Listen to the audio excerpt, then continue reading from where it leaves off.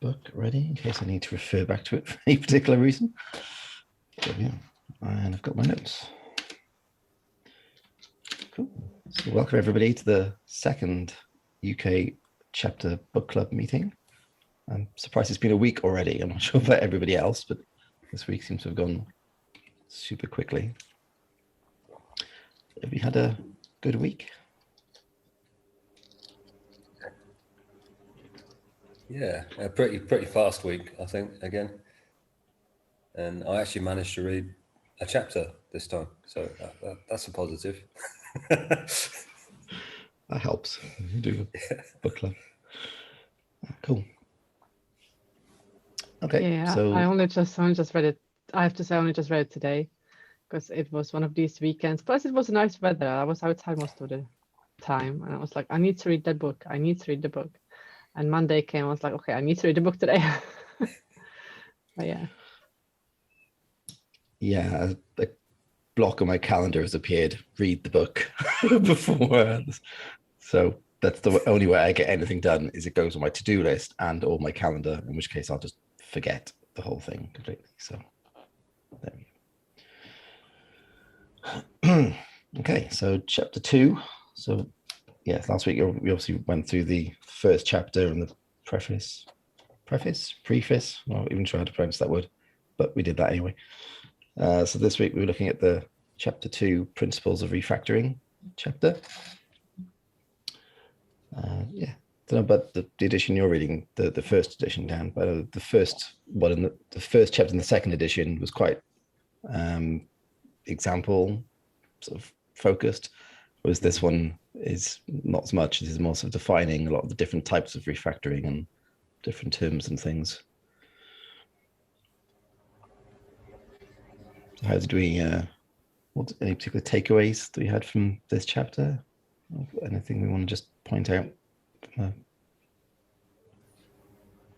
Oliver, which version or which edition do you have? Do you have the first or the second one? I'm checking up. I got a PDF version. I'm checking the current version. It's the same one that I've got. It's the first edition. Yeah, so I've got the black one, which is the second edition, and then I think yours is the white one, which is the first one, Dan. So yeah, we talked a little bit about this last week. I think the first one, was written in Java. Its examples were written in Java. This one's written in JavaScript, which was quite interesting. So I was able to follow that probably better than I would do Java. But yeah, I actually think in this chapter, he does reference the first edition a little bit in some places. It sort of builds on it in a few places. Make some bookmarks. Can you do bookmarks? I suppose there's a way of bookmarking on there. Yeah. So the first bookmark I made was a quote from, because that's one of the things I liked about this chapter. It's like the war stories. I'm not sure if they're in the first chapter because I didn't read that, but you got like these little sections from like is it from Kent Beck and some other people who work in this company, right? What was the company called? Some investment company, and they're making a payroll system, right? Yeah, and it was that's the end of the chapter, I think. And it was these 4 sort of cool guys, Martin Fowler, Kent Beck, and a couple of others whose names I can't remember. But I really enjoyed the war stories, like like Kent Beck came in and we used his profiler, like the small talk that he wrote. It's like this is Chrysler comprehensive. This is a tongue twister. Chrysler comprehensive compensation pay process. Wow. And yeah, as you say, it's Ken Beck and Martin Fowler and let's see, Ron Jeffries, I think. Yeah, Ron Jeffries. Right, yeah. So yeah, that's a team to put together, isn't it? I mean, those 3 working on the project. The quote I highlighted was with Ken Beck, it's I'm not a great programmer, I'm just a good programmer with great habits, which I thought was quite was quite good. You know, it's sort of implying that it's not, you know, it's not you have to be like really gifted, like a genius programmer. You just have to be, you know, a good programmer, but just have these habits, these things that you do like repetitively, you know, like writing tests or refactoring, you know, and things like that. And just being, I think my takeaway was, you know, it's about discipline to some extent, which I completely lack. Yeah, I think that was something we all picked up on the first chapter. And it gets reiterated in this one about doing lots of small incremental changes, so they're easy to keep on top of and revert if you need to. Yeah, it's just keeping that discipline rather than doing a whole big refactor.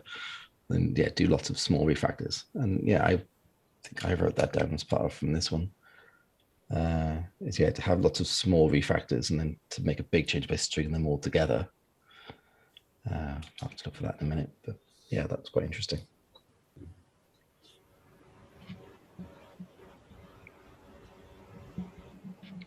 Yeah, I think one of my highlights was as well, it was to do with that you don't have to do everything all at once. That the point of what he's highlighting is that you do small steps and you never leave the code broken.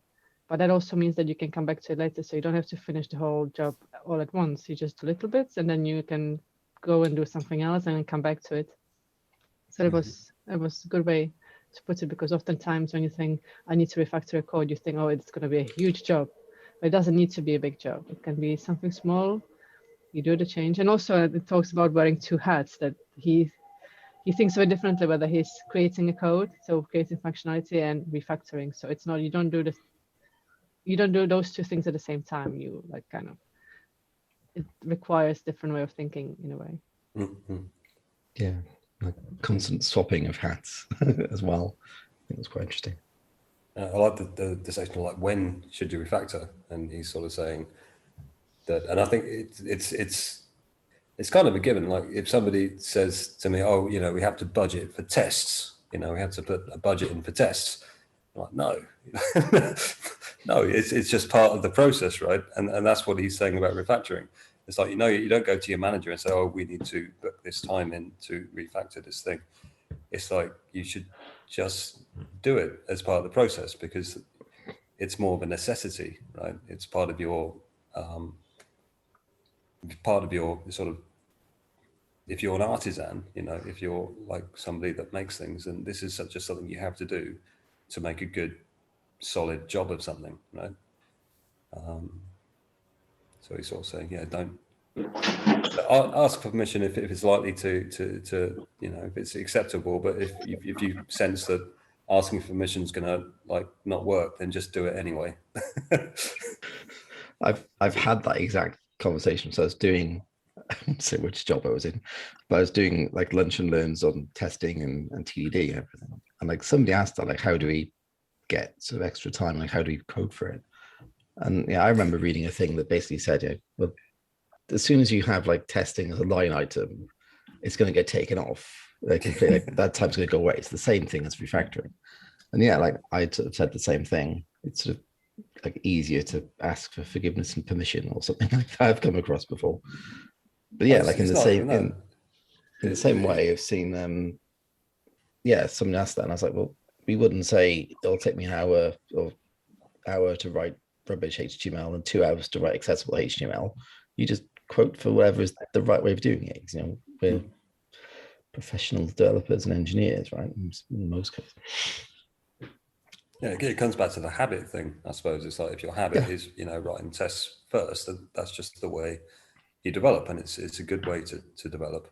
And so if somebody says, by the way, we're not doing testing on this project because of budget, well, well, you're not going to change the way you work, right? Because the most effective way to work is by doing, you know, I mean, but he does make exceptions, you know, like obviously if you just decide to refactor like a huge part of the code just because you feel like it and you've got a deadline tomorrow, then maybe this isn't the moment to do that, or even like a, you know, an appropriate thing to do, because you should, you know, make refactorings as they are necessary, right? as they can deliver value. If you can refactor Actually, the whole code base. It was interesting there because, again, how everything that we now take for granted was new then, when he's discussing when not to use refactoring. And one of those is, if you have a deadline, just get it out and refactor later. And he says, like, there's this guy Cunningham, he's introduced an interesting concept of debt. And it's like technical debt is now for us like completely taken for granted. But there he says, it's okay to get into debt as a way of sort of, and then you pay it back later if need be. So the idea of that kind of trade-off. Although I also thought he was sometimes, like at the beginning in the last chapter where it was, you know, all your managers say we don't need it, and sort of he still insists. In this case, it was interesting to me that Fowler seemed to use refactoring as a cognitive process. It's like, in order to understand code, he would refactor it. And I thought that could get tricky working with someone like that. You know, it's like every code review is a refactor.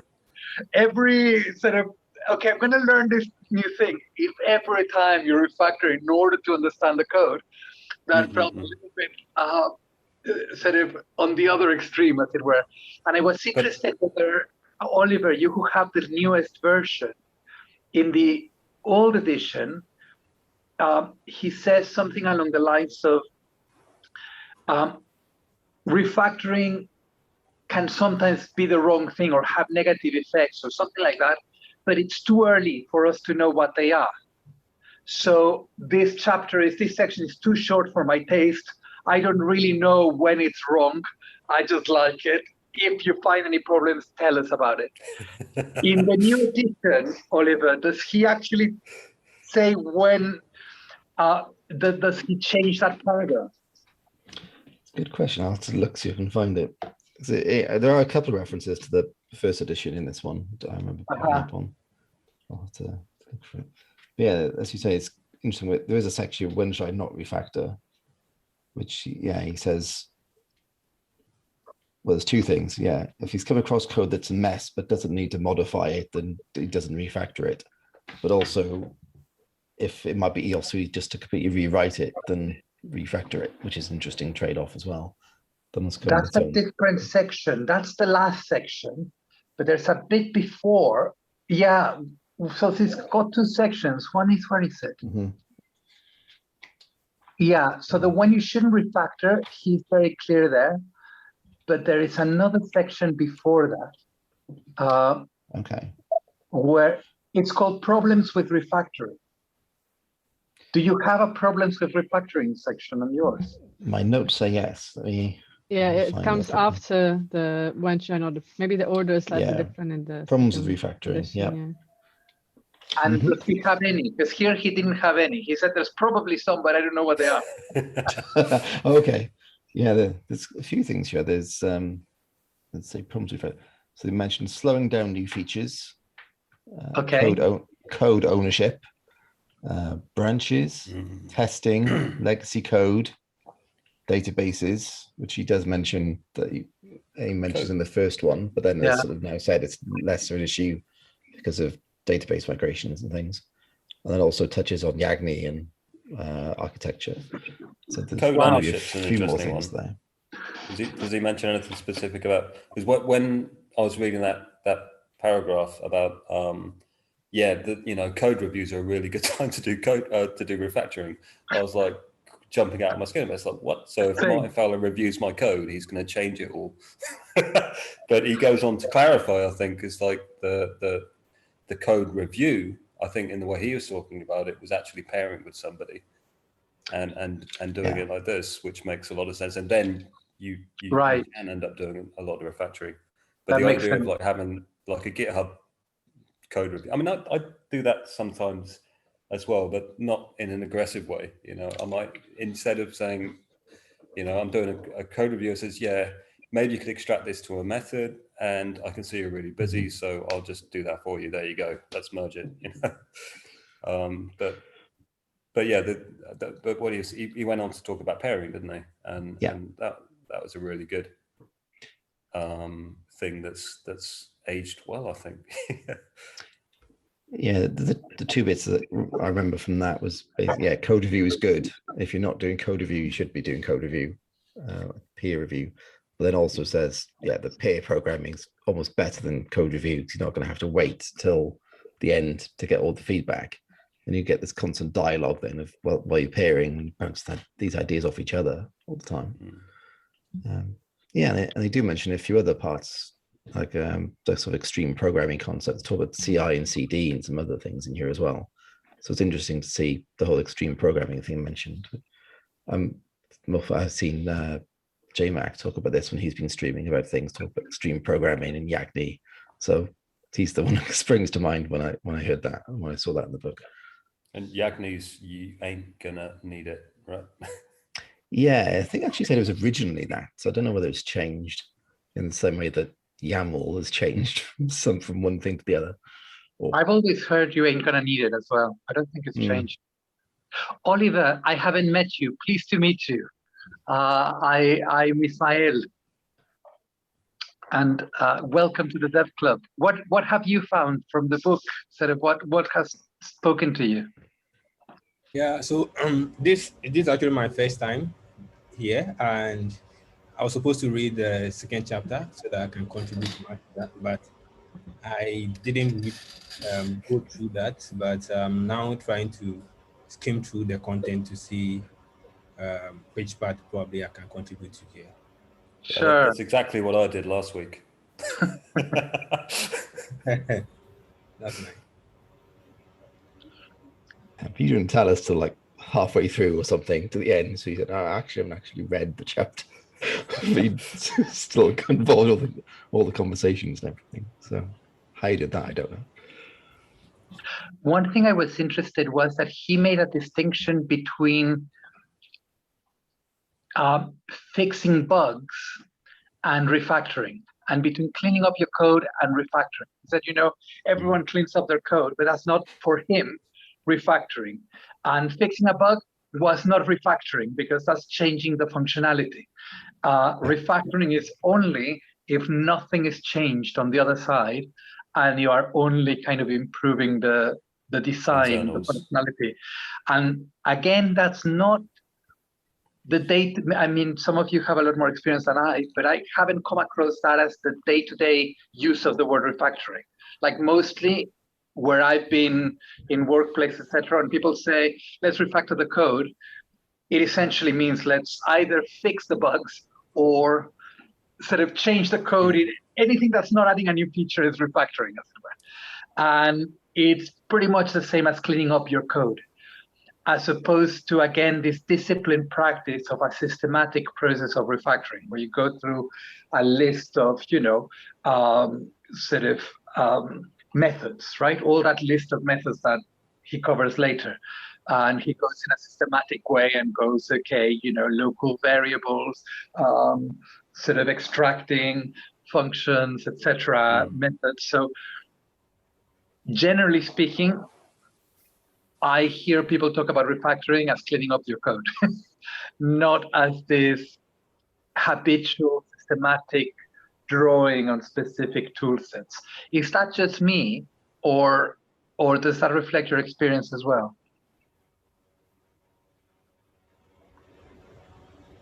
I mean, for me, like the systematic, like clearing up of the code is like, if I'm coming across some code, I generally try not to touch it because I don't want things to break, right?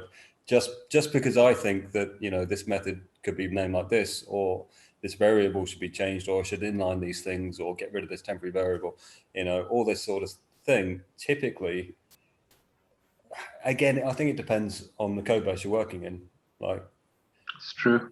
If it's a legacy code base that's not extensively tested, then yeah, I won't do if I have to do the Boy Scout thing, I have to go in there and I have to change it, then maybe, but I'll try and be as light touch. Try and do as little as possible. Yeah. If it's a PR that I'm making and I'm creating something, then I typically do a lot more in that development phase. So then I will rename things so that they're clearer to reflect like the my evolving knowledge of something, and then I'll extract dependencies from, extract classes from classes, and extract interfaces and all that sort. That's where the refactoring happens for me. I suppose it depends on how much context you've got, as well as how new you are to the code base. I wouldn't necessarily go into a new project and start making lots of PRs to refactor everything. Well, that's what you do when you join a new project, right? It's like, no, this all has to change. Yeah, go through it. But yeah, like a project maybe I've been leading or I've been involved with for some time, I'd be more comfortable probably making larger PRs or multiple changes. Yeah, I think, I don't know whether it's in the other edition, but he does mention about how, like, keeping these things in version control as well, and actually says, like, I've typically had one commit where I've done like a refactoring first, and then another commit where I fixed the bug or added the feature. And I think he says, like, he doesn't actually always do that, because the two things are always, it's probably not worth doing it, or maybe the two things are too tightly coupled to each other, which I thought was interesting. So yeah, typically I've always had like a refactoring commit, that whole, make the easy change step first, or make the change easy first, and then do the bug. I find that easier from a reviewing perspective. So if I'm doing the review, I can look at, okay, there's two commits. One is doing the refactor. I can sort of review that as the first commit. And then the second one, now I'm fixing the bug, which is a much smaller change. But they're both in the same PR. So I feel like there's still enough context there to know it's part of this change. But yeah, I just find it's easier to review if they're separate. At least that's what I've typically done. So, but maybe I'll rethink that now. That's kind of like Git etiquette, right? It's like getting into the habit of making a sequence of changes and committing every time. And then as a reviewer, you're like, aha, yeah, I see what you did there.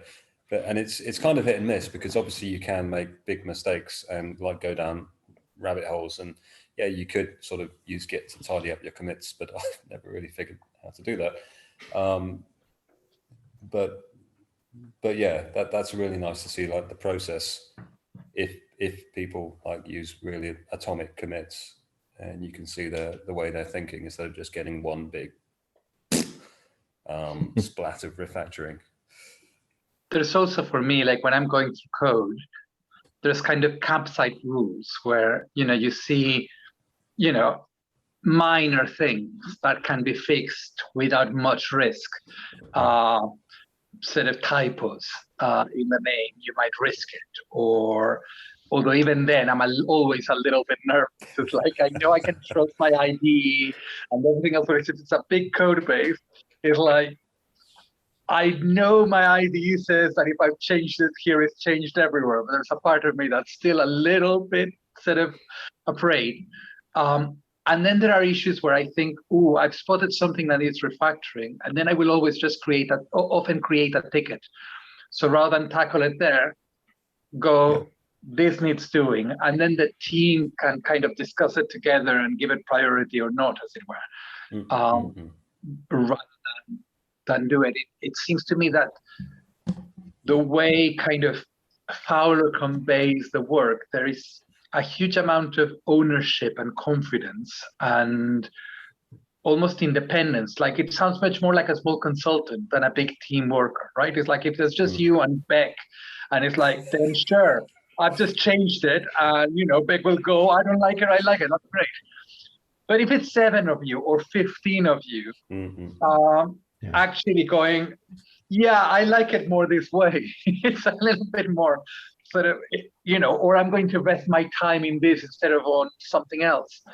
So, to me, I think sort of unless the whole company had a method, and I haven't been in a company that has had that, and I don't even know whether it's the right thing to do or not, whether it's a good thing, but I haven't been in a company that says, we always refactor, it's like that. This is what we do. And so you have this kind of empowerment to just, you code your refactor, like the kind of process that Fowler describes, I haven't experienced of, I'm going to refactor to understand the code. It's like, no, I'm not going to refactor to understand the code. I'm going to understand the code before I refactor, kind of thing. So I've had to do that once. I was working on a project last year, and I had to, this order processing payment thing, I can't remember, but I just looked at this code and none of it made any sense at all. And it's like, what? And then it was really the case that everything had to change, but I really didn't understand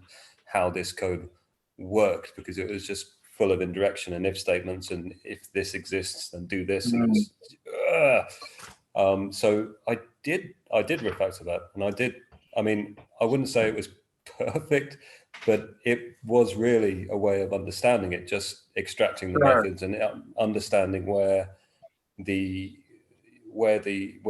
responsibilities were lying and why things were as they are and what things. And the refactoring that I did in the end, it wasn't that makes so much sense. I mean, you still look at it and think, oh my god, but it was better than it was. It wasn't in my project, was it? Help. I don't think so. It was in okay, that's right then. In another project. It wasn't very, his own very project. old legacy code. That's right then. It sounds like you had a lot more ownership there. Like that was you. You had again the control to change it, right? You weren't part of 15 people working on the same code. Is that right? I mean that there were 4 or 5 people working on, but not on this particular piece of code. And Sure. But it was a team thing, and people are reviewing it and thinking, that makes sense. Sure. It made more sense. Yeah. But completely different topic, but working in a small team, what I found was really useful is that if you're doing a code review and then people say, oh no, I think it should be like this, or I think we should do this, I think and there's all these questions, and if you can't decide on them, one technique that I found was really good is just to create a buffer ticket, like a ticket that stays very visible and which you only close when everybody has sort of agreed that nothing more needs to be done.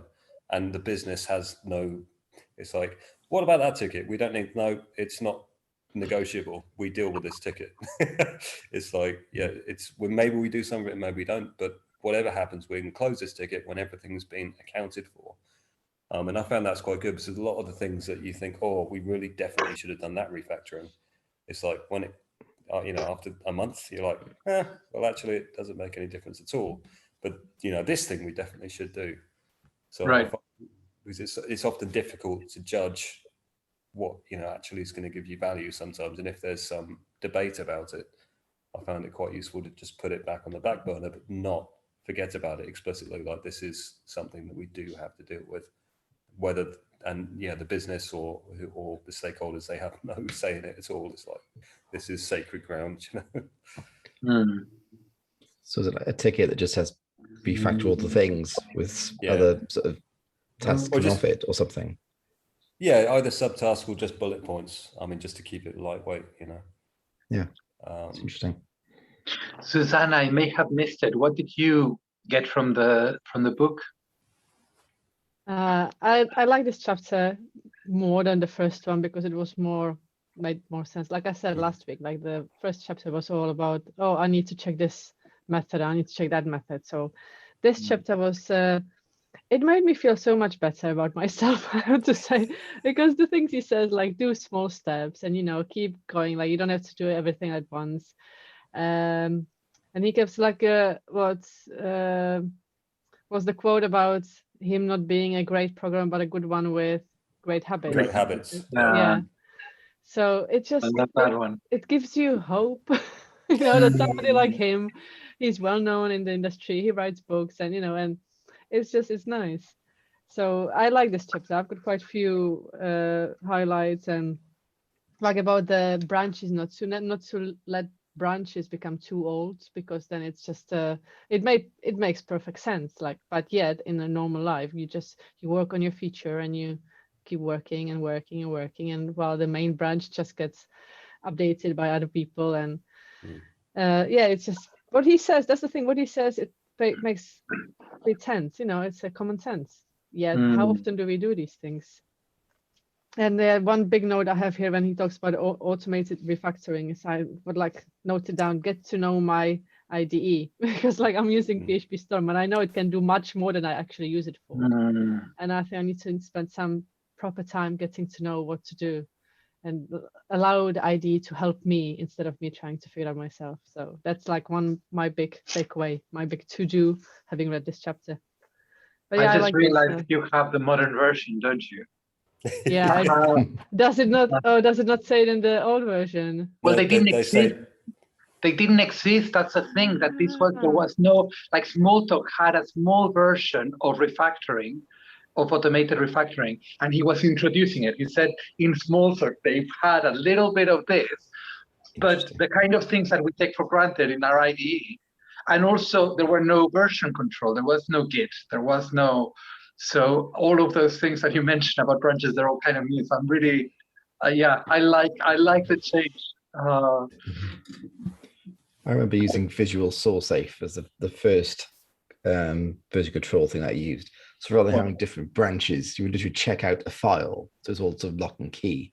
So I would check out the file, and then nobody else could touch the file whilst I had it checked out, which was great until somebody went on holiday for 2 weeks, forgot to check back in the file again. It was just that way of avoiding merge conflicts, because the branching wasn't, even actually until like Git came around and Mercurial came around, like branching, even Subversion wasn't really a thing, because that was my copy in the whole repository. So we think I was using, my first job using Git was 10 years ago, and we've used Subversion since then, which I think now these books are, before that, obviously. So I guess it's why Git took over. Why everyone knows this Git. Indeed, that's a whole other discussion. But yeah, I remember actually watching some of the earlier sort of Laracast videos. I know Jeffrey did some videos on PHP Storm, and like I think a lot of the things he sort of says about really learning your tools, like how can you make things sort of work for you, like Susanna was saying, sort of came away with me and sort of stuck with me still. Yeah, like I still watch. There's like Mastering PHP Storm came out recently. Yeah. Caleb did one for VS Code recently. I was watching that, and I was doing some more Vim tutoring or Vim mastery or something as well. Like, just these little sort of things that, as you say, just they're there to make your life and your job easier. So why not invest the time to learn how to use them properly? In the same way, if you were doing like a manual job, you'd still need to learn how to use the tools properly. And most of the refactorings in the book, I think, at least a majority of them are available in PHP Storm. Yeah. So there's like, they really identified these refactorings, and they can be automated, and they are automated in PHP Storm and other tools. That was my next step, actually, because it is crazy how, like, I consider myself a PHP Storm JetBrains power user, and I still feel like I know like 40% maximum, because every time, I just discovered recently you can do geolocation with maps in PHP Storm. Didn't know that. Things like that. So you don't need your IDE ever. But yeah, my thought next was with this book was I'd like to really memorize all of the refactorings in the book and map them to PHP Storm, so I can just go through them. Like I'd like to take on a code base just for an exercise. That would be quite a fun thing, actually, and see if I can use all of the refactoring things on this code base. I'll get a code base and just try and use every single refactoring tool from PHP Storm once on that code base to understand, because I haven't done remotely most of them. An interesting like YouTube video, wouldn't it? Like just using every single refactoring in 10 minutes. Probably would take you more than 10 minutes. It would have to be random. I can just see Ismail's PR coming in on the PipSync code base, like all the refactors coming through. Oh my God. It's great. Trust me, refactoring is great. I just read the book. You got the Dev Book Club. I guess I'm not in my own branch. It's fine, right? Yeah, it's fine. So I have to push it. Yeah, but I'd actually noticed that some of the naming of the thing where it says extract and sort of pull up and push down, or push down and pull up, like they are actually the same wordings. Like I've wondered why in PHP Storm it is called pull up or push up or whatever it is, or extract. I've sort of wondered why like it's that wording beforehand. And then when I've read this book, it's like that's Same. there. that's where I guess That's where where it's we come got it from. from. So Yeah. it's light bulb moment, which is quite interesting for me. Okay, let's see what else. Actually, that's another bit of history in there. In the old edition, there is something about interfaces, and says if you're going to rename something, but you can't be sure you can find all the uses, then consider it published and don't do it. There was no automatic, like, I know all the uses because I got an ID to tell. No, but I think that there's another point there, and it's like if you published it as a package, then you don't. Right. Even now, you don't know who's using it, right? It's that. Yeah. That's what it in modern times. That's what It's very much about having your public interface, Yes. which is consumed by you don't know who, and then your private interfaces, and in PHP we're not very happy because we don't have private packages, right? Anything in your in your PHP project is public. I mean, if you've got a public class, if you've got a class, it's public. If you've got a public method, could be used by anybody, anywhere. In Java, you can say this is a package with these public. I think, right? I don't actually use Java. I've never used Java. You But I can think you've have got this private package composer packages. Yeah, but this doesn't protect you from that. That just means that anybody in your organization can use those packages. Yeah. It's still like fully accessible out there. But Interesting point. But I think that's a good point about visibility. It's like, I mean, okay, in PHP you can't prevent people from using your public methods, but you can make classes as closed as possible, and you can make them as invisible as possible. So you have like very strict like interfaces. So if you've got a class with, I don't know why you'd have a class with so many methods in it, but you can at least make them private and give yourself the freedom to refactor that stuff. And also I guess you can sort of declare things as API methods on your packages, and say nothing else is covered by the BC promise or something like that. I don't know. Yeah, so it's like an at internal annotation as well. I think there's a few different things on there. I did think that sort of APIs were another thing that seemed foreseen in this book, at least in the first edition, that this idea of creating an API layer essentially, where you could change the underlying interface completely without breaking kind of the object model and the access, and that speaks to this as well, doesn't it? I did have a similar situation now, actually. I've been thinking a lot about this because I think I mentioned last time I inherited this legacy project that is being used, by tens of thousands of people, but it's really old. And I'm sure the creator doesn't mind me saying really bad code because he wasn't a programmer. But it's one of the wonderful things about, just don't let perfectionism be an obstacle. He still shipped it and it became hugely useful. But now I began with the goal of just refactoring it and then realized that I had to rewrite it because it was just, you couldn't refactor it. Everything was sort of tightly coupled, etc. But at the same time, there were a whole bunch of Wikipedia articles, like thousands of Wikipedia articles, depending on the existing links, URLs, and static files.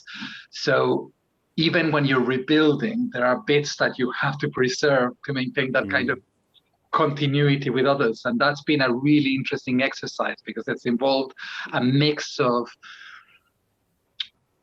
sort of rewriting the code and refactoring the architecture in some way, somehow being able to preserve some of the elements that external consumers depend whilst actually rebuilding the whole of the insides. So this book has given me a lot of food for thought in that respect of sort of, it's not always clear cut we have to rebuild or we have to, where are the boundaries of refactoring and where are the boundaries of rewriting? I thought it was clear first. I thought I was just going to refactor. Then I thought it was clear. I'm just going to rewrite. And now I'm finding that I'm having to find creative ways of doing both at once. Yeah, that's been quite interesting. I think I touched on this the last meeting, but yeah, the way the Drupal core releases have changed, have changed quite a lot between Drupal 7 to 8, 9, and 10 going onwards. So I'm just thinking of an example, like there's one global function called Drupal set message, which of course you use in everything, but now that's been delegated to its own messenger service class, and then you call a method on the class to do that. So everything's moving more from the global namespace into services and functions on the services. But the Drupal set message has still been there, but it's been marked as being deprecated, and it'll be removed in Drupal 9, 9.0, and then the Drupal set message function itself calls the new messaging service. So there's been a backwards compatibility layer still kept there as far as the Drupal 8 lifecycle has been.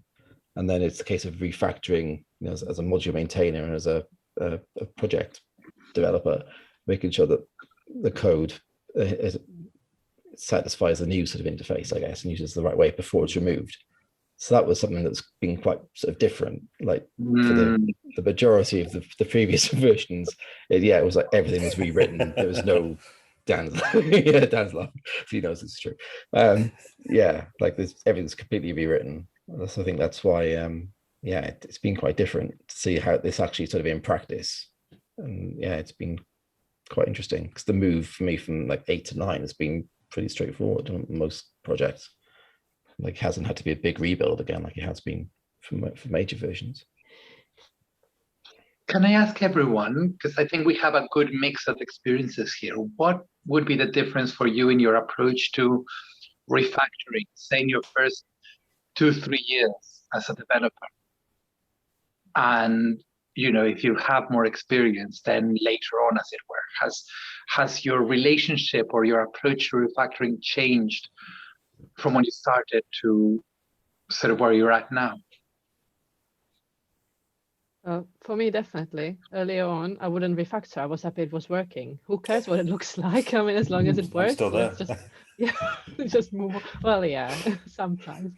But I make an effort now. But at the beginning, it works. Yay, that's all that matters. So I think refactoring comes with experience and with, when you kind of go beyond, it works. So first you need to make sure it works, and then you can go beyond and make it not just prettier, but more maintainable. And like Martin says in his book, so it's you write the code, computers will understand anything. It's quite easy to write code for computers to understand, but you need to write code for people to understand, and not just other people, for yourself, because who knows if you look at it like in a month or weeks time, in my case, sometimes you need to make sure you understand what you meant. And you can put lots of comments, or you can try to make the code self-explanatory. So these are the two different approaches. But that's definitely kind of a shift in my understanding, not just understanding. I always knew it wasn't right to just make it work, but kind of you can't rush it. I don't think you can rush it. It happens with time, because natural progression, I think. For me, it's been almost the opposite direction, because I think earlier on, I kind of wanted to refactor everything. I wanted everything to look nice, or if I was learning sort of the latest JavaScript, and I wanted everything to be, or when the null coalescence operator came, it's like, ooh, I want to change everything to that. And now that in PHP 8, we have arrow functions and all of those things, there was a temptation to kind of, this is really cool. I want to refactor everything.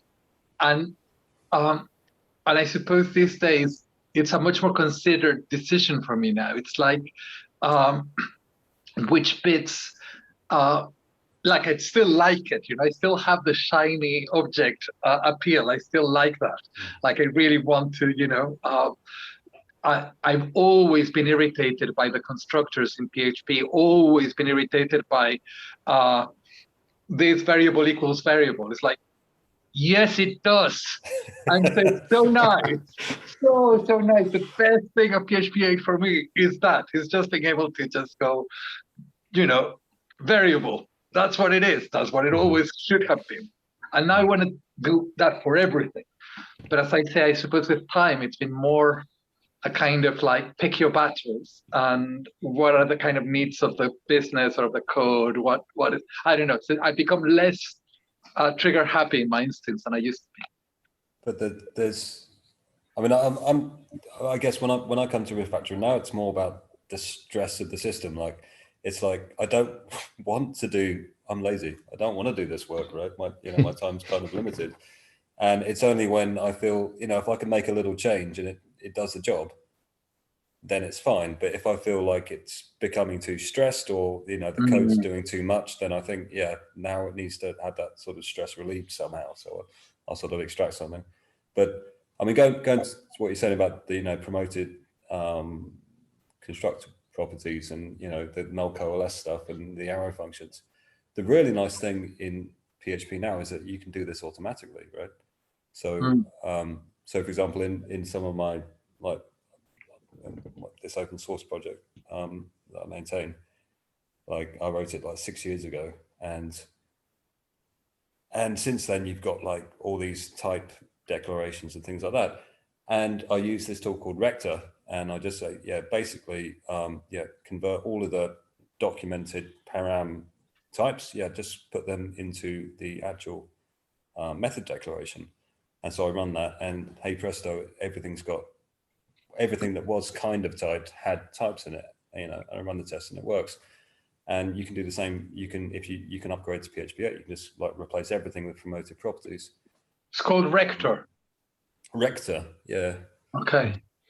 And Richie, PHP. What's that? Oh, I was adding to that. I think it's Rector PHP or something. Rector PHP. Yes, I found it. Thank you. Yeah, I actually use that a lot. Coming back to the Drupal bit again, like we use that in the Drupal 8 to 9 moves, because a lot of the refactorings to make a module Drupal 9 compatible was maybe adding a line here or taking a line away there. Somebody wrote a plugin, I think, or a bot, and it ran through all the issue queues and just made issues on all the modules and just like made automated patches and not merge requests yet, but patches. So that was pretty awesome. That was just great. So yeah, I love that tool. So yeah, shout outs to, I think it was Mark Lauman who wrote it, but I might be wrong. Still. Yeah, PHP CS Fixer does stuff like that as well. I mean, like I added void returns everywhere with PHP CS Fixer. You'd probably do it in Rector PHP as well, but PHP CS Fixer is a bit less involved. Just like, add the rule to add void return types and run it, and bang, like everything that returns void has a void return type. And for you, Oliver, what has been your journey like with refactoring? Okay, so I think I've been in a similar situation as Susanna. Earlier on, I was just basically writing to get things done. So I don't really care much how the code is being designed. But as I grow within the industry, I've learned more about design systems and stuff. So first, I just have to know how the code is designed and how the entire kind of architecture we are following. Is it something that is it like CRUD way of building the application? Are we following event-driven or some of these modern kind of architecture? So based on how we are architecturing the system, if we are going by events-driven, and I've seen part of the code which is performing in CRUD way, then I have to kind of do the refactoring from there. So mostly I from the design perspective for my refactoring anytime I get into a new project here. So that's interesting for you. Like for Daniel, it's a kind of minimalistic approach. It's like if the code has stresses, if it's struggling, then I'm going to change it. But for you, Oliver, it sounds like you're taking more around a kind of coherent approach where if the architecture is design based and this bit is event based and this bit of code doesn't really fit with that, then that's a good reason to refactor it. So it's a sort of more logical within the whole design logic of the app. I like that. Yeah, it's maybe kind of, I think what Susanna was saying, and I guess what Oliver also was saying, that the first thing is getting it working. So maybe that is just copying and pasting a lot of code from Stack Overflow or something in the first chance, right? Just to see what does it work, and then yes, if it does work, now I'll make it more in line with my code base. So maybe I'm using a different coding standards. Maybe I'm putting more or less spaces, but my braces in a different position. Also, my variables are named, maybe the example is ABC or something, and we're going to use more verbose variable names. Yeah, it's making things more consistent, I guess, then once you know that they work.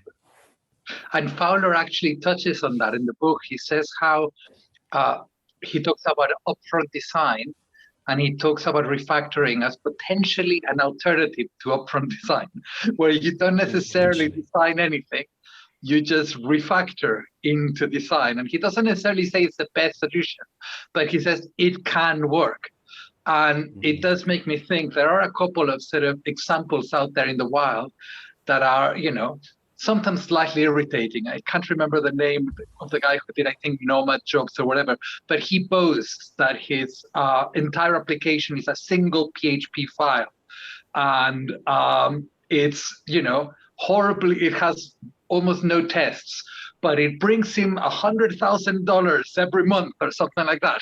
And there's a few people like that, and people kind of see them as inspirational, because they just shipped it. They didn't wait for it to be perfect. They got it out and it worked. And the same with this friend of mine who created this huge value for tens of thousands of people over, a decade. And he didn't get to OOP in his PHP classes. He basically just got a bit procedural and made it grow and grow and grow and grow. And it's really tough to maintain for anybody else, but it really added value. And I've been, learning. I haven't created anything that creates that level of value yet, So I think there is something to be said about get it to work and then refactor it and make it, maintainable and pretty, etc., as opposed to only ship it once it's beautiful. Yeah, I've actually seen those on Twitter the last couple of days about things being a single PHP file. And right. Yeah, it's turned into a bit of a, not a meme, but I'm not sure what the word is, but people are posting like Facebook's a single PHP file or something just now, which is quite interesting. Statistically, if 100,000 people write like a single PHP file, like one of them is probably going to be successful, right? Right. Yeah, that's true. Like I've sort of heard that. I think it's more like the sort of product focused thing. Like if you release your first product, you're not embarrassed by it. You released it too soon, too late, or something. So I think it's the same sort of idea. Is you want to focus on sort of releasing things once in a decent state, and you can always refactor it afterwards. Get it out there as long as it's providing value for people. I was talking to an incubator of a tech incubator in Wales, and they get teams of graduates and they create, groups of entrepreneurs. They fund them to build an idea and a product, and they did find that now over the years they arrived at the model that if the app works, they will have to rebuild it from scratch. And it's priced into it. They go, it's like, we know that this is just to gain adoption and gain traction, but there's no way that this, that we're going to create something that's quality enough, but fast enough. So as soon as we get traction, then we put into our incubator model that will hire some people to rebuild it and make it nice and maintainable and solid and all of that. And that's an interesting thing as well as a kind of model of sort of it's surprisingly a really good thing to do as well. It's like if you've just spent a week writing some application, some little thing, some big thing, and you've just got it to work and you realize it's quite ugly and you should, you probably need refactoring. And you don't refactor it. The idea that you should delete this work and start again from scratch is quite, sort of abhorrent, really. It's like, no, if you suggest somebody, why don't you just delete it and start again? No, what's wrong with you? But when I was very young and I had floppy disks, the best thing that would happen is when my floppy disk became corrupted, right? Because then I'd have to write it again. And the thing I suddenly realized was that the second time it was so much better because I had a very clear idea and it took so little time in comparison to that initial exploratory attempt at writing the software that eventually ends up in something that works right. But a lot of that process is understanding the software. So actually the second time you build something, it takes a fraction of the time, and it will be a lot more concise, and you'll make you can just get rid of those redundancies that were in the model to start with. So I think it makes a lot of sense. It's a famous thing, isn't it? Build one, then throw it away and start again. Yeah. I don't think I have that discipline for most things. No, absolutely not. But yeah, I've been doing some mentoring, some students who just finished doing the like a 16-week boot camp again. And as part of that, they've had to do like a group project and then a single project. And some of the stuff that they managed to do within the case of a week or a few days is quite frankly amazing. Some of the stuff that they've done. But when I was sort of doing sort of one-on-ones and some mentoring sessions with them, post almost like a little retro of what they've done, I was like, so what would you now change? Now you've done it, to get them sort of thinking like, yes, it's done, and it's sort of what you've got almost as an MVP at this point. You've had something that's working and you'll be able to demo and people will be able to sort of use it. Now, so what's the next step and how you do things? Because they've done what you said, Dan, they've built it once. They've built all this sort of knowledge and domain knowledge and context in their head, and they know how to solve a certain problem now. So I'm like, yeah, if you were to start again, what would you do differently, or how would you go about refactoring this to be a bit better? So let's see the next step for them, I guess. It's funny, there's one academy in Bath where they have a project that has been built by every cohort of students and iterated. And and of course, it's quite funny because sometimes you have students reviewing the previous code. It's like, yeah, it was terrible. We had to rebuild it from scratch. And it's like, we coded that one, but you're right, kind of thing. It's a good way to sort of learn that actually, yes, refactoring is really often, a big chunk of your job. Is the kind of thing that you might not know as an expectation when you go into programming. You might think that actually it's just building new stuff, but actually, and often as a junior, that's where you end up as well, kind of refactoring or minor debugging or sort of maintaining a code base is such a big part of the job, that it's great that sort of to be prepared in that way with this. Yeah, I think they mentioned it as, like, I've always called it the Boy Scouting rule. So you sort of leaving the code base better than when you found it, but they called it something else in there as well. But I think, that's a really important part, particularly as a junior, or maybe not even a junior, but someone just new to a project. How can I make this easier for the next person to understand, even if it is me? Because it might be later on. That also goes on Twitter very so often. Write code like the next person is going to be doing it in 2 years or something. Like, and there are projects I've been working on for that long. So, how long do you say you've been working on? You'll put 6 years down. So you've been working on that project. Yeah, that's PHP bench. So I'm afraid I'm going to have to leave you, but I've really benefited again today from this one. I look forward to the next one. Awesome. Yeah, I think we're at just basically an hour now, aren't we? So shall we wrap it up here? It's been great. Thank you for coming. And great to meet you, Oliver. Yeah, great meeting you too. Hopefully see you next week. Yeah. I hope to read by next week. Yeah. All right. Take care, everyone. Bye-bye, Susanna, Daniel, Oliver. Goodbye. Yeah. Bye. So chapter 3 then next time. Yep. Bad smells in code. Apparently, if it stinks, change it. So that's a good opener for chapter 3. So we'll look forward to that one. Cool. Nice meeting you. So hopefully you too. Yeah, if you RSVP on the website, then I'll send the Zoom invites again out like I did last time. Cool. So, thanks for joining. Good to speak to you. Evening. Bye. Cheers, Dan.